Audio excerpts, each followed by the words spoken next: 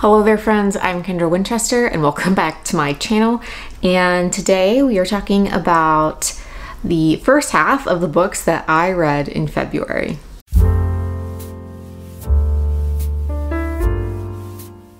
Well, welcome back to my channel. I am joined by Dylan somewhere and Gwen's over here just staring at me.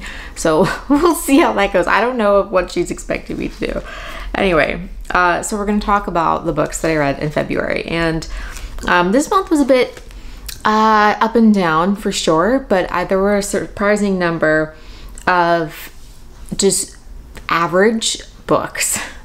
So we'll see what happens. I probably won't delve into those a ton. I really want to focus on the highlights of the month. So let's just jump right in. The first book that I actually listened to is Liz Lenz's This American Ex-Wife. Liz Lenz is known for her work in the Midwest. She wrote a book called Godland, but I would say the most popular thing she's ever done is her Substack called Men Yell Things at Me or something like that, which I do subscribe to. It is really interesting to see how she delves into different parts of feminism here in the United States. Her memoir slash nonfiction book about divorce is a really interesting take on what that looks like. One of the things that I keep seeing and people reviewing the book is that they think that she is advocating that all women divorce their husbands, which I feel like I could definitely come across that way. But I've also listened to the podcast version that is promoting this book, and she doesn't do that on the podcast. So I feel like maybe it's just the way that she structured the book. But the book as a whole chronicles her experience getting married very young. You know, she was very religious. She got married. She was told that all of her problems would be solved when she was married, and that is not the case. Eventually, she realized she was just so unhappy, and that was a good enough reason to end her marriage when it became apparent that it was not savable. She goes into the history of marriage in the United States and history of divorce, what that looks like, and all sorts of things. So I did find it a very interesting listen. On the audiobook, she performs the audiobook fairly well. You can tell she's not a professional, but for me, I really appreciate hearing her voice, having listened to her podcast. I wanted to hear her voice perform the audiobook. There were moments in the production you could tell she was losing her voice from having performed it so long. I feel like if I was going to be a perfectionist, I might critique it that way, but I feel like I don't care. I just don't. I feel like it added to the book as opposed to taking something away from it. The next book I'm going to talk about is Dinner on Monster Island by Tania de Rosario. This is by a queer Singaporean writer who now lives in Canada. This is a collection of essays about her life as a biracial queer woman, and she talks about what it's like to live in Singapore, which is really proactive in involving itself in its citizens' personal lives. While here in America, we're very adamant that, the government doesn't have a right to tell us what to do.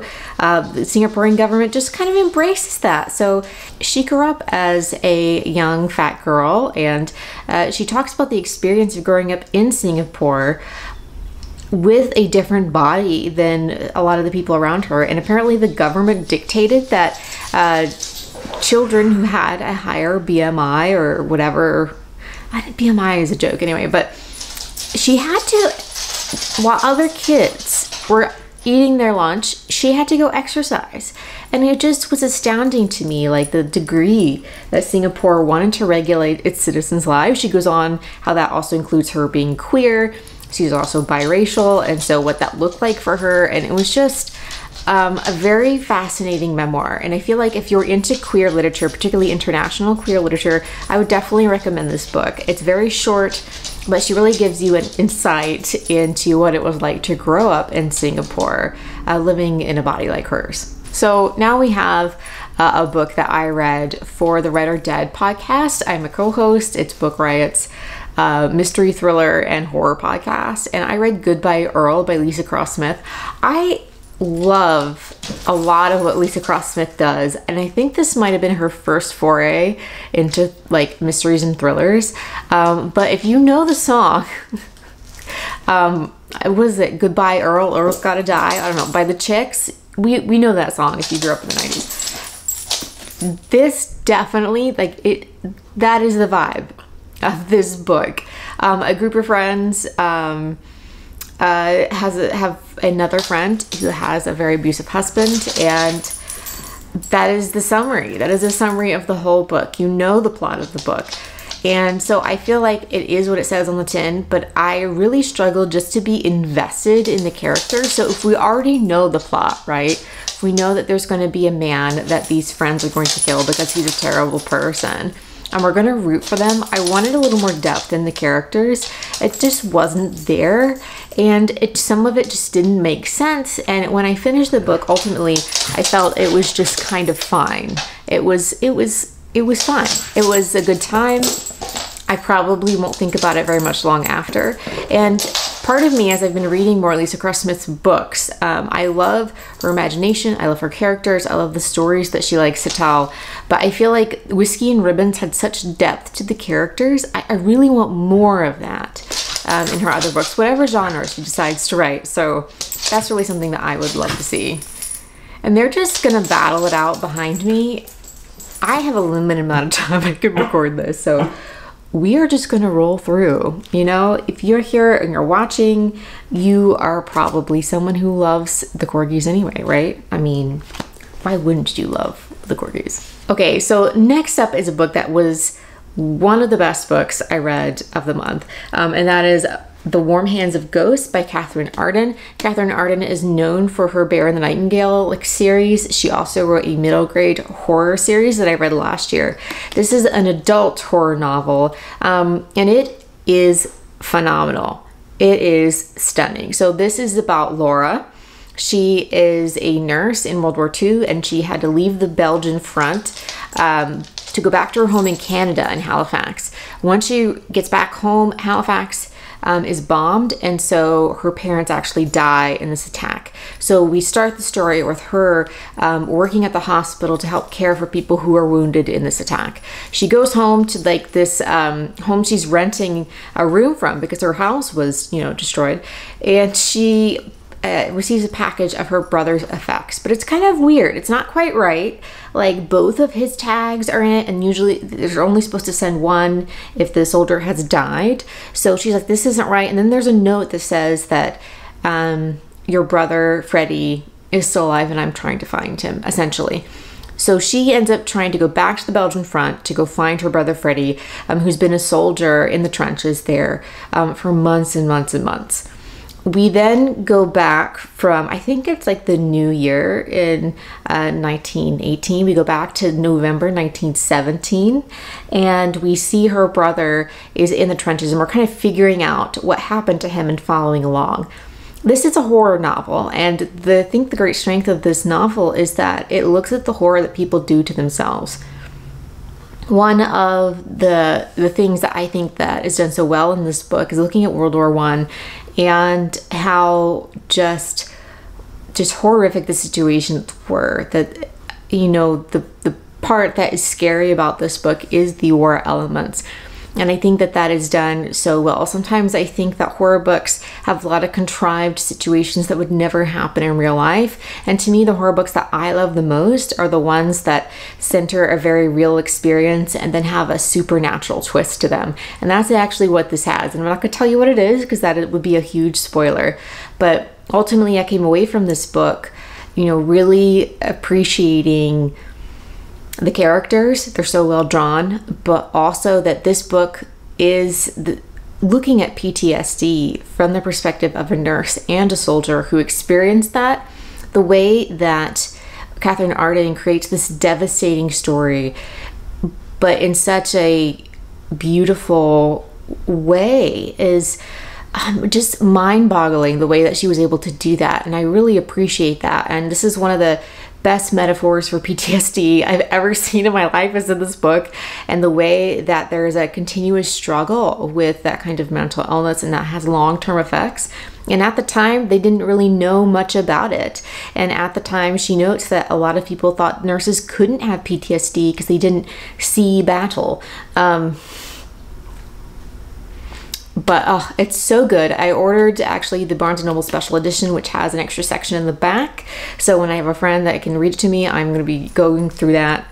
Oh my goodness. It's just so good. Oh my goodness. Okay. I'm going to put it down now, but definitely check it out.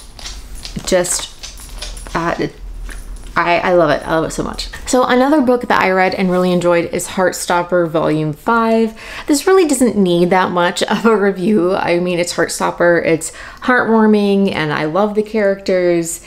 And I mean, like, Nick and Charlie are just the most adorable thing. And this book really delves into them like progressing their relationship and talking about it and what does that mean for them and all sorts of things. They're also facing the fact that you know, the end of their high school career is coming, and where are they going to go to college, and all sorts of big questions like that. I really enjoy it. I thought this would be the last book in the series, but she mentions in the back that there is going to be a volume 6, so waiting for that one like everyone else, but there's a reason so many people love this book. So the last book I'm going to talk about today in this part is The Book of Doors, and this is by Gareth Brown. This is about Cassie, who is in New York City in contemporary times, and she is working at a bookshop when one of her favorite patrons like dies at his table in the bookshop, and he leaves behind a copy of The Count of Monte Cristo and this mysterious leather book, which she realizes can open a door to anywhere. That really starts her journey. She realizes very quickly that a lot of people are trying to get their hands on this book, and it really sends her down into this whole series of like the secret world of these magical books and where they came from and all sorts of things. This book has been on so many most anticipated lists, and it is a stunning physical book. I mean, it has end papers like to die for, but I just really struggled with this book. I really struggled to care about the characters. I really struggled to try to understand their motivations, and the logic of some of their decisions is not there. And I can't tell you what those are because those are spoilers, but I'm like, dude, why on earth would you decide this? Like, what is happening in your mind? And then there's elements of time travel, which I'm not going to go into, but that I really struggled, because anytime you have time travel in a book, there are some rules you have to decide, some philosophical ideas. Are we going to talk about like a closed like time travel kind of loop, or an open one where you can change? Like what is happening? I don't know.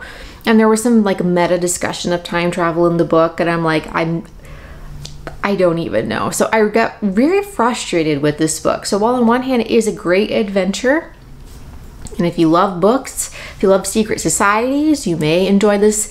It is an adventure book, but I ultimately found it very frustrating, and it was really disappointing, I think, because it was just fine. It was fine, and maybe I'm more disappointed because I had high hopes for it, but here we are. All right, so that's the first half of the books that I read in February. I will be back again with the second part of the books that I read in February. But until then, talk to you later, friends.